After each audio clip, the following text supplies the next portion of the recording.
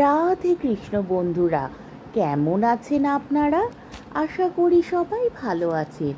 আজকে আবার একটা নতুন ভিডিও নিয়ে হাজির হয়ে গেছি। ভিডিওটি শেষ অবধি দেখার অনুরোধ রইল। আজকের গল্প দীপেন্দ্রনাথ বন্দ্যোপাধ্যায়ের অশ্বমেধের ঘোড়া। গল্পটি 3টি পর্বে পাঠ করব। আজ প্রথম পর্ব। শুনছো? সানাই। রেখা থমকে ঘাড় ফিরিয়ে তাকালো। ঠিক সেই মুহূর্তে আলোটা ওর মাথার চুলে ভেঙে পড়ে চিবুক আর গলার পাশে একটা হালকা ছায়া সৃষ্টি করলো। কাঞ্চন সানাইয়ের সুর বিস্মিত হয়ে আশ্চর্য চোখে রেখার সেই ভঙ্গির দিকে তাকিয়ে রইল। হঠাৎ রেখাকে অপরিচিত মনে হলো, স্বপ্নের অস্পষ্ট স্মৃতির মতো। কি সুর? কাঞ্চন চমকে বলল, দাঁড়াও।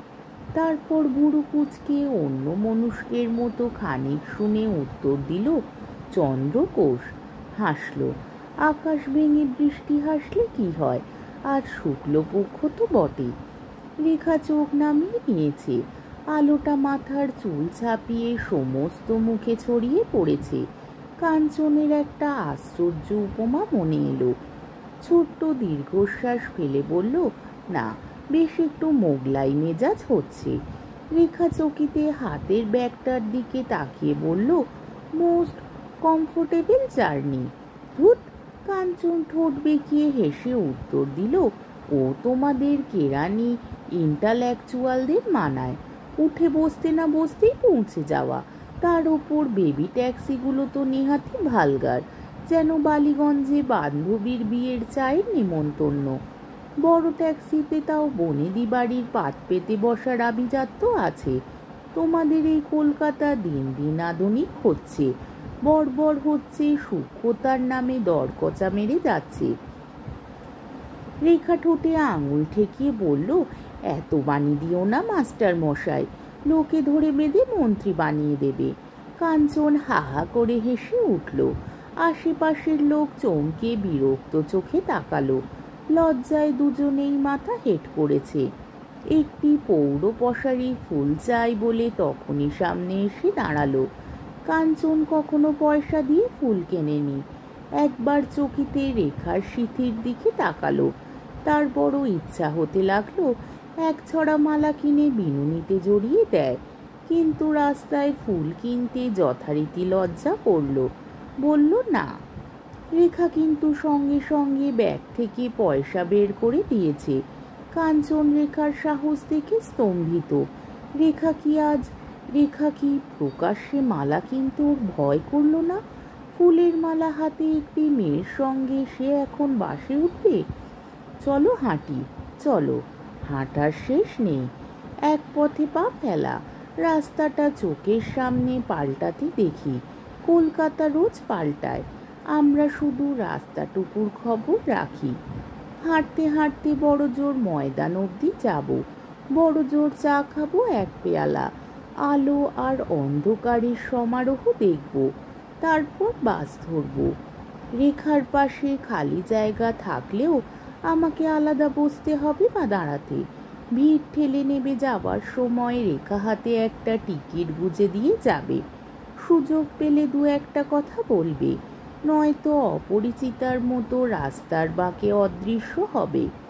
কন্ট্রাক্টর কি কোনো কৌতূহলী যাত্রী অকারণে একবার আমার দিকে তীক্ষ্ণ চোখে তাকাবে। তারপর আমি নামবো, তারপর বাড়ি যাব, তারপর রাত্রি, তারপর দিন। আর দিনে দিনে হাঁটতে হাঁটতে দেখব রাস্তাটা পাল্টাচ্ছে। কলকাতা কত তাড়াতাড়ি পাল্টায়। ইস, দেখেছ? কাঞ্চন যদিও জানতো, তবু সেনেট হলের সিঁড়ি আর ছাদের দিকে তাকিয়ে নতুন করে চমকে না উঠে পারল না। কাঞ্চন সত্যি আত্মীয় বিয়োগের বেদনা অনুভব করল। সিঁড়ি নেই, খিলান নেই, দরজা নেই। অন্ধকারে কতগুলো পায়রা উঠছে। ছাদ জুড়ে আকাশ। শুধু পেছনের দেয়ালটা এখনো ভাঙেনি।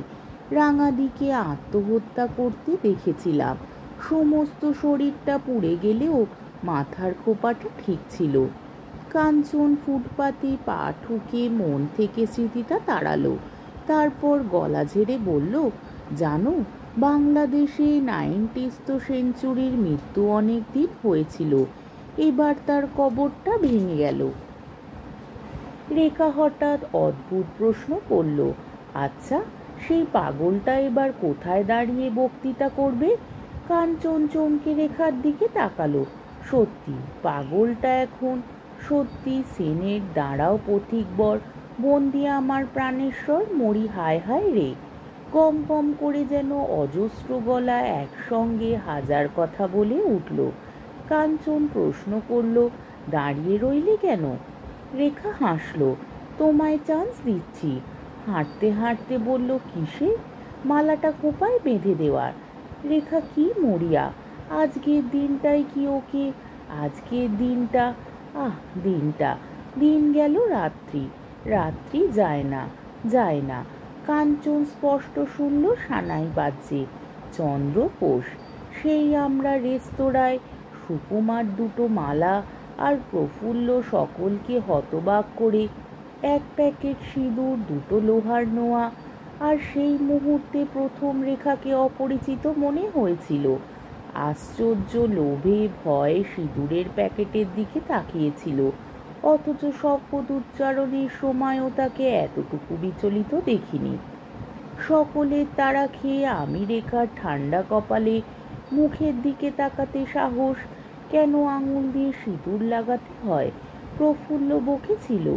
আর রেখা হঠাৎ খিলখিল করে হেসে ফেলেছিল। রেখাকে আমার সেই মুহূর্তে বউ বউ মনে হচ্ছিল, কিন্তু মালা বদল কিছুতেই করতে পারিনি। রেখাও কিছুতে মাথায় ঘুমটা। আমরা অনেকক্ষণ আড্ডা দিয়েছিলাম। মাসের শেষ হলেও প্রত্যেকে কিছু কিছু টাকা এনেছিল। তারপর সন্ধে হলো। সুকুমারের টিউশনি আছে, প্রফুল্ল বা চন্দন পালাতে চায়। রেখা রুমাল দিয়ে ঘষে ঘষে কপালের সিঁদুর মুছে ফেলল। রেখার এই মুখটাই আমার পরিচিত, কিন্তু অবাক হয়ে লক্ষ্য করলাম মাত্র কিছুক্ষণে রেখার কপালের সিঁদুর আমার মনে একটা স্থায়ী স্মৃতি রেখেছে। রেখাকে হঠাৎ বিধবার মতো শূন্য করুণ মনে হলো। দেখলাম বাচাল প্রফুল্ল দাঁত দিয়ে ঠোঁট কামড়ে মুখ ঘুরিয়ে নিয়েছে। রেখার কপালের ঠিক মাঝখানে একটা নীলশিরা স্পষ্ট ফুটে উঠেছে। দেখো সেই পেয়ারটা। কাঞ্চন অন্য মনুষ্যের মতো তাকিয়ে যুগলটিকে দেখল, কিন্তু তার চোখের সামনে স্পষ্ট করে ভেসে উঠল সুকুমার, প্রফুল্ল আর চন্দন। ওরা প্রায় পালিয়ে গেল। মালা দুটো আমার হাতে ছিল। ফুল নিয়ে আমি হাঁটতে পারি না। রেখার কপাল শূন্য, চাইলেও রেখা মালা হাতে বাড়ি ফিরতে পারবে না। আমার পকেটে বিয়ের দলিল। রেখার হাতটা ছুতে ইচ্ছে করছে, রেখাকে একবার বউ বলে ডাকতে। আহ, কি আশ্চর্য ইচ্ছে! আমরা পাশাপাশি হাঁটছি, অথচ নীরবতা। বিয়ের পর একান্তে প্রথম কথা কি হবে, কি হতে পারে? আমি অস্ফুটে বলেছিলাম, গঙ্গায় বসলে হয়। রেখা অস্ফুটে বলেছিল, হুঁ। তারপর আমরা চৌরঙ্গীর বাস ধরেছিলাম, আর উঠেই দেখেছিলাম রেখার বাবা। তারপর আমি দোতলায় গিয়ে বসলাম, রেখা একতলায়।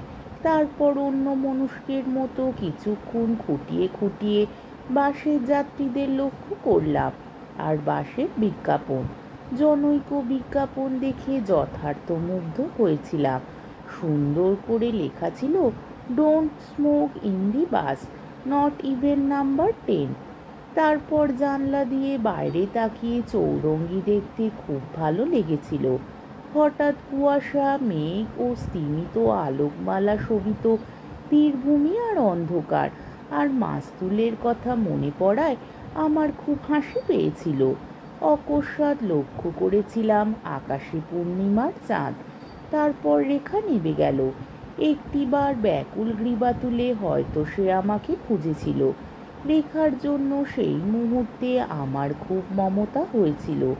হয়তো আমি একটু বেশি উচ্ছ্বসিত হয়ে পড়েছিলাম। হঠাৎ পৌঁছে গেছি লক্ষ্য করে হুড়মুড় করে নামছিলাম। দরজার কাছে কন্ট্রাক্টর বলল, টিকিট। অভ্যাসে বললাম, হয়ে গেছে। কন্ট্রাক্টর বলল, দেখি। মুখ লাল করে পয়সা দিয়ে নেমে শুনলাম কন্ট্রাক্টর বলছে হাতে আবার মালা নিয়ে যাওয়া হচ্ছে। রাস্তায় অসহায় হয়ে দাঁড়িয়ে আমার কান্না পেয়েছিল।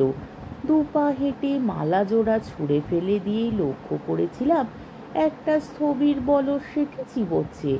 কি এক ভয় দ্রুত হাঁটতে লাগলাম। কি একটা ভয় আমাকে তাড়া করলো। রেজিস্টারের চেম্বারটা মনে পড়ল, ছোট ঠাসা। রেস্তোরাঁর কেবিনটা মনে পড়ল, ছোট ঠাসা। বাসের সিঁড়িটা মনে পড়ল, ছোট ঠাসা। শোবার ঘরটা মনে পড়ল, ছোট ঠাসা। আমার দম বন্ধ হয়ে এলো। স্পষ্ট দেখলাম রেখার কপালে নীল শিরা। মনে হলো আমি চিৎকার করে কেঁদে উঠেছি। চমকে দুহাতে মুখ চেপে ধরে বুঝলাম চন্দ্রকোষ। পায়ে পায়ে পানের দোকানটার সামনে গিয়ে দাঁড়ালাম। পরদিন রেখার সঙ্গে দেখা হতে বলেছিলাম, জানো আমাদের বিয়ে স্বয়ং বিসমিল্লাহ সানাই বাজিয়েছে। আজকের পর্বটি এইখানেই শেষ হলো। আমার ভিডিওটি যদি আপনাদের ভালো লেগে থাকে তাহলে আমাকে কমেন্টের মাধ্যমে আপনাদের মূল্যবান মতামত অবশ্যই জানাবেন এবং আমার ভিডিওটিকে লাইক ও শেয়ার করার ও আমার চ্যানেলটিকে সাবস্ক্রাইব করারও অনুরোধ রইল। তাহলে আজকের ভিডিওটা এই অবধি। পরের দিন আবার এই গল্পেরই দ্বিতীয় পর্ব নিয়ে হাজির হয়ে যাব। ততক্ষণ পর্যন্ত আপনারা সবাই ভালো থাকবেন, সুস্থ থাকবেন, সাবধানে থাকবেন এবং আমার ভিডিওটি দেখতে থাকবেন। তাহলে আজকে আসি। রাধে কৃষ্ণ।